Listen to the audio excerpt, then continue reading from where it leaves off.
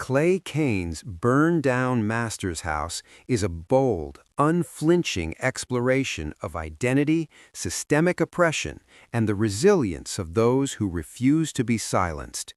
The novel follows characters caught in the crosshairs of history and modern injustice, weaving together personal narratives with broader cultural critique. At its core, the book asks, what does it mean to live in a house built on lies, violence, and exploitation, and what happens when you decide to burn it down? The protagonist, shaped by a childhood in a racially divided America, grows up navigating the contradictions of belonging and exclusion.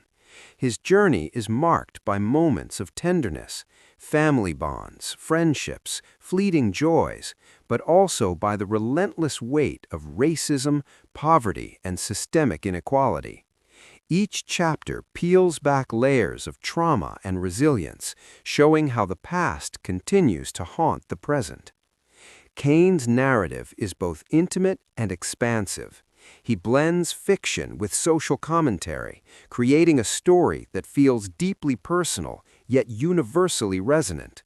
The Master's House becomes a metaphor for the structures of white supremacy, patriarchy, and exploitation that shape lives in ways both visible and invisible. Key themes: identity and survival.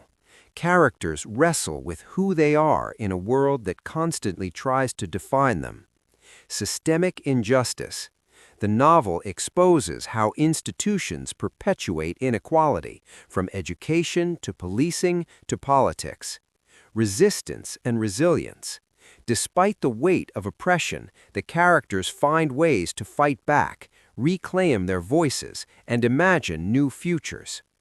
Truth and reckoning.